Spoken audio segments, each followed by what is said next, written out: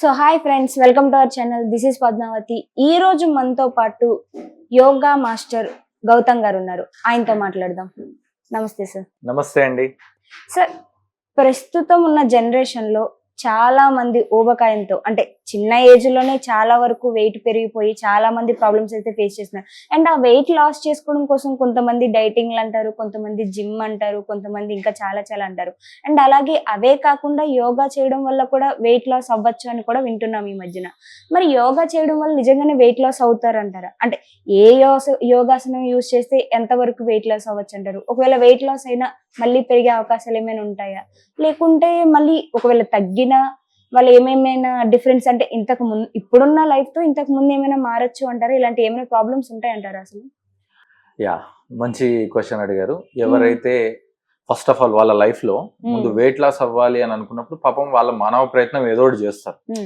Immediate గా walking start చేస్తారు, లేదంటే ఇంకో కొంచెం ఏదైనా జిమ్ లో జాయిన్ అవుతారు, లేదంటే వాళ్ళకి తెలిసిన యోగాలు ఏవో చేసుకుంటారు, లేదంటే ఏదో ఒక బ్యాడ్మింటన్ వెళ్తారు. ఇది ప్రతి లైఫ్ లో జరిగేది. ఈవెన్ మన ఫ్యామిలీస్ లో కూడా మనం చూస్తుంటాం. మరి ప్రతి దాని ద్వారా నిజంగానే బెనిఫిట్స్ ఉంటాయి. Not only yoga, along with నేను ఇప్పుడు యూజ్ చేసినటువంటి వాకింగ్ కానీ ఏదైనా బెనిఫిట్స్ ఉంటాయి. మరి ఎందుకు ఓన్లీ 10% పీపుల్ సక్సెస్ అవుతున్నారు, మిగతా 90% పీపుల్ సక్సెస్ అవ్వట్లేదు అంటే ఫస్ట్ అక్కడ మనం గుర్తుంచుకోవాల్సిన విషయం ఏంటంటే కన్సిస్టెన్సీ. ఎవరైతే కన్సిస్టెన్సీని మెయింటైన్ చేయరో, ఒక పద్ధతిని ఒక పట్టుదలతో మెయింటైన్ చేయరో, వాళ్ళకి రిజల్ట్స్ కూడా అలానే ఉంటాయి. వాళ్ళు ఒక ప్రాక్టీస్ ని నమ్మి ఆ ప్రాక్టీస్ కి తగ్గట్టుగా వాళ్ళ లైఫ్ ని 12 వారాలు డిసైడ్ చేసుకుంటే, అంటే ఆల్మోస్ట్ 90 డేస్. మా దగ్గర కూడా మేము 90 days transformation challenge with effortless weight loss with healthy tasty yummy recipes అని చెప్పి మేము ఒక కాన్సెప్ట్ క్రియేట్ చేస్తాం. నచ్చింది హ్యాపీగా, అంటే టేస్టీవి, నచ్చింది హెల్తీ ఫుడ్ తీసుకుంటూ ఎసెన్షియల్ మోడిఫికేషన్స్ లైక్ వాళ్ళ హైట్, వెయిట్, పర్సనాలిటీకి తగ్గట్టు కొన్ని యోగా ఆసనాలు కానీ ప్రాణాయామాలు కానీ దానికి తగ్గట్టు థెరపిటికల్ గా చేంజెస్ చేసుకుంటూ చేయొచ్చు, అలా మార్చుకోవచ్చు. అయితే ఆల్రెడీ కొంచెం యోగా ప్రాక్టీస్ ఉన్న వాళ్ళు, లేదంటే ఏదైనా ఫిట్నెస్ ప్రాక్టీస్ ఉన్న వాళ్ళు కొంచెం పవర్ యోగా ద్వారా. పవర్ యోగా అంటే ఏంటంటే ఏమైనా వివరిస్తారా దానికి? yes, పవర్ యోగా అనేది స్పెషల్ గా ఎలాంటి శాస్త్రాల్లో సిలబస్ లేదండి. యోగానే పవర్ యోగా, యోగానే ట్రెడిషనల్ యోగా, యోగానే హఠ యోగా, యోగానే విన్యాస యోగా, యోగానే ఇంకా అయ్యంగార్ యోగా, లేదంటే బిక్రమ్ హార్ట్ యోగా, ఇంకా ఏ పేర్లన్నా తీసుకోండి, యోగా అనేది ఒకటే. అయితే ఇక్కడ పవర్ యోగా అంటే ఏంటి అంటే ఆ యోగాలో ఉన్న చాలా సీక్వెన్సెస్, చాలా ఆసనాలు ఉంటాయి. నిజం చెప్పాలంటే యోగాలో 84 లక్షల ఆసనాలు ఉన్నాయి. సో ఇందులో నుంచి కొన్ని ఆసనాల సీక్వెన్సెస్ తీసుకొని అది ఏదైతే ఎక్కువగా పొట్ట తగ్గడానికి, లేదంటే శరీరం తగ్గడానికి, కొంచెం మన శరీరంలో ఎండ్యూరెన్స్ స్ట్రెంగ్త్ పెంచడానికి డిజైన్ చేయబడిన సీక్వెన్సెస్ ని వయసుని బట్టి, వాళ్ళ యొక్క స్థితిని బట్టి, వాళ్ళ యొక్క కెపాసిటీని బట్టి number of counting, number of times ని డిజైన్ చేసే ప్రక్రియ. సో దాంట్లో ప్రాక్టీసెస్ కొంచెం డైనమిక్ గా ఉంటాయి, కొంచెం బ్రీతింగ్ కూడా ఆ రకంగా మార్పు ఉంటుంది. బట్ రిజల్ట్ మాత్రం ట్రెడిషనల్ యోగా అయినా పవర్ యోగా అయినా ఏదైనా కాన్సెప్ట్ ఒకటే. సో ఇప్పుడు మీరు సపోజ్ వెయిట్ లాస్ అన్నారు అనుకోండి, మేము కోర్ స్ట్రెంగ్త్ మీద ఎక్కువ వర్క్ చేస్తాం. కోర్ స్ట్రెంగ్త్ లో భాగంగా వాళ్ళకు ఉత్కటాసనం కావచ్చు, లేదంటే వాళ్ళకి ప్లాంక్ రిలేటెడ్ సీక్వెన్స్ కావచ్చు, లేదంటే పర్వత భుజంగాసన రిలేటెడ్ సీక్వెన్స్ కావచ్చు. అదే సూర్య నమస్కారాల్లో అయితే డైనమిక్ సూర్య నమస్కారాలు కావచ్చు, లేదంటే స్క్వాట్స్ కావచ్చు, లేదంటే ఇంకా ఏదైనా కొంచెం శరీరంలో పడుకొని ఆబ్స్ రిలేటెడ్ ప్రాక్టీసెస్ కావచ్చు, లైక్ వీప్ మీద పడుకొని, లేదంటే వెల్లికల పడుకొని ఏదైతే పొట్టని బలంగా చేయడానికి ఉన్న ప్రాక్టీసెస్ ఉంటాయో అలాంటి ప్రాక్టీసెస్ ని మేము సీక్వెన్స్ రూపంలో డిజైన్ చేసి చెప్తాం. దీనికి తగ్గట్టు భస్త్రిక ప్రాణాయామం, మన శరీరంలో ఉన్న ఫ్యాట్ బర్నింగ్ క్రియేట్ అవ్వడానికి భస్త్రిక ప్రాణాయామం, మళ్ళీ వాటిని కామ్ డౌన్ చేసుకునే ఆల్టర్నేటివ్ నాస్టిల్ బ్రీతింగ్ కానీ, లేదంటే ఇంకా ఏదైనా బాడీ కామ్ డౌన్ అయ్యే శీతలి శీతకారి ప్రాణాయామాలతో ఆ సెషన్ ని మనం కంప్లీట్ చేసుకోవచ్చు. సో ఫుల్ ప్యాక్డ్ అనమాట. సో ఇలా చేసుకోవడం ద్వారా వాళ్ళకు రొటీన్ లో ఆ ప్రోగ్రామ్ అనేది ఎస్టాబ్లిష్ అవుతుంది. డైలీ ఒకటే ప్రాక్టీస్ చేసుకుంటే బోర్ కొడుతుంది కాబట్టి వాళ్ళ కొంచెం మార్పులు చేర్పులు చేస్తూ వాళ్ళ రొటీన్ ని మేము డిజైన్ చేస్తాం 90 డేస్. సో ఇక్కడ గుర్తుంచుకోవాల్సింది consistency, believe on subject and teacher, and 90 days is a target, 12 weeks. Okay, అంటే ఏ శరీర భాగంలో దేనికి ఏ రకమైన యోగాసనం వేయాలని ఇలాంటివి ఏమైనా ఉంటాయంటారా? తప్పకుండా. సో యాక్చువల్ గా మన శరీరం మొత్తాన్ని ఒక యూనిట్ గా భావిస్తాం.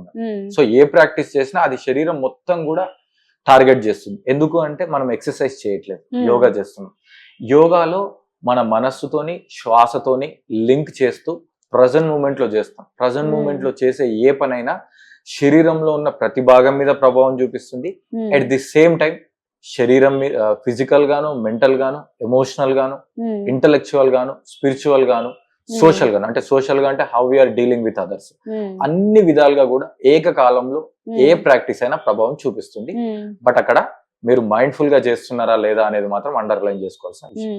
అంటే టేస్టీ రెసిపీస్ యూజ్ చేస్తూనే వెయిట్ లాస్ అయితే అవ్వచ్చు అని అంటున్నారు కదా, మరి అవి ఏమేమి రెసిపీస్ ఏమేమి చెప్పగలుగుతారు? సో ఏ రెసిపీ అయినా సరే న్యాచురల్ గా, సో కొంచెం ఆర్గానిక్ గా, ఎలాంటి అతిగా వండింది, లేదంటే అతిగా ఆయిల్ చేసింది, లేదంటే అతిగా వేపుళ్ళు చేసింది, ఏదైతే డ్రై ఉంది, సో ఏదైతే టూ మచ్ ఇంగ్రీడియంట్స్ ఉన్నాయో, సో అలాంటి కాకుండా న్యాచురల్ గా మన ఇంట్లో వండుకునే ఏ ఫుడ్ అయినా సరే కొంచెం తక్కువ క్వాంటిటీలో తీసుకుంటాం.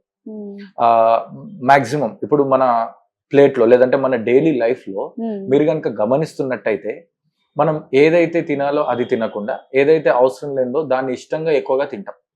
సో అప్పుడు మీరు ఏం చేయాలి, ఏదైతే అవసరం, లైక్ మీకు తెలుసు ఏది మంచిది అంటే ఫ్రూట్స్ మంచియే, వెజిటేబుల్స్ మంచియే, లైక్ లిక్విడ్స్ అయితే కొబ్బరి నీళ్ళు మంచిదే, మజ్జిగ మంచిదే, ఎర్లీ మార్నింగ్ అనుకోండి లెమన్ హనీ వాటర్ మంచిదే, జీరా వాటర్ మంచిదే, ఫ్రూట్స్ అనుకోండి ఏ ఫ్రూట్స్ అయినా మంచిదే, ఏ ఫ్రూట్ జ్యూసెస్ అయినా మంచిదే. ఇవన్నీ మంచిదే, బట్ ఇవి మన లైఫ్ లో డైలీగా కాకుండా అకేషనల్ గా మారిపోయాయి. సో వీటిని మేము క్లాసెస్ లో భాగంగా మనిషి వాళ్ళ హెల్త్, వాళ్ళ అవసరాన్ని బట్టి, వాళ్ళకున్న శారీరక స్థితిని బట్టి మేము ఒక మంచి డైట్ షీట్ అనేది వాళ్ళకి ఇస్తాం, వాళ్ళ అవసరాన్ని బట్టి. సో దాంట్లో భాగంగా మనం మాడిఫికేషన్ చేయొచ్చు. కాకపోతే గుర్తుంచుకోవాల్సింది ఏంటి అంటే ఎర్లీ డిన్నర్ అనేది మాత్రమే వెయిట్ లాస్ కి ఒక బేస్ అన్నమాట. ఒకవేళ మీరు చాలా మంచి ఆహారమే తీసుకొని మరి 10:30-11 గంటలకు గనుక తీసుకొని మీరు పడుకొని అన్ఈవెన్ స్లీప్ వెళ్ళి మళ్ళీ లేట్ గా లేవడం అనేది ఎలాంటి ఉపయోగం లేదు. కాబట్టి మీరు గుర్తుంచుకోవాల్సిన విషయం ఏంటంటే సూర్యుడు ఉన్నంతసేపే మన శరీరంలో ఆహారం అరగడానికి అవసరమైనటువంటి ఎంజైమ్స్ రిలీజ్ అవుతాయి. దాన్ని దృష్టిలో పెట్టుకొని మరి 5:30-6 గంటలకు సూర్యాస్తమయం కుదరకపోతే మాక్సిమం 7 లోపు డిన్నర్ ఫినిష్ చేయడానికి ప్రయత్నం చేయాలి. సో దానికి తగ్గట్టు మేము మంచి సలహాలు, సూచనలు ఆ స్టూడెంట్ కి తగ్గట్టు మేము ఇస్తాము. అంటే యోగాసనం చేసేటప్పుడు ఖాళీ స్టమక్ తోనే చేయాలి అని అంటున్నారు కదా, ఎందుకనంటే ఆహారం తీసుకున్న తర్వాత చేస్తే ఏమవుతుంది అంటారు? వెరీ గుడ్, మంచి క్వశ్చన్. సో మీరు స్కూల్లో చదువుకున్నప్పుడు గుర్తుందా అండి, మీరు స్కూలింగ్ డేస్ ని ఇమాజిన్ చేసుకోండి, మనకు అందరికీ ఆ డేస్ గుర్తుంటాయి కదా. మీరు లంచ్ తర్వాత 5th పీరియడ్ ఎలా ఉండేది? నిద్ర వస్తుంది, నిద్ర వచ్చేది, పొట్ట మొత్తం ఫుల్ ఉంటుంది, ఈవెన్ టీచర్ చెప్పేది మనకు వినాలనిపించదు, మైండ్ఫుల్ ఉండదు. సో అందుకే సైకలాజికల్ గా అలాంటి క్లాసెస్ మనకి మామూలుగా విన్నా కూడా బాగా అర్థమయ్యే క్లాసెసే పెట్టేవాళ్ళు, లైక్ సోషల్ గానీ, లైక్ తెలుగు గానీ, లేదంటే ఇంకా సింపుల్ సబ్జెక్ట్ ని పెట్టేవాళ్ళు. అదే యోగా విషయంలో వస్తే ఫిజికల్ గా మన శరీరాన్ని వాడాలి. ఒక చిన్న కాన్సెప్ట్ మీకు ముందు ముందు ఇంకా బాగా తెలుస్తుంది. మీరు ఎప్పుడైతే ఫుడ్ తింటారో ఆ ఫుడ్ ని అరిగించడానికి శరీరంలో ఉన్న శక్తి మొత్తం పుట్ట మీద పనిచేస్తుంది. హైడ్రోక్లోరిక్ యాసిడ్ గానీ ఇవన్నీ అరిగించడానికి ఉపయోగపడుతుంది. అప్పుడు మీకు డ్రౌజీగా నిద్ర వస్తుంది. అదే ఆసనాల్లో ముందుకు వంగడం, వెనుకకు వంగడం ఇలాంటివి చేయడం వల్ల ఆ ఫుడ్ రిఫ్లెక్షన్స్ వస్తాయి, శరీరం సహకరించదు.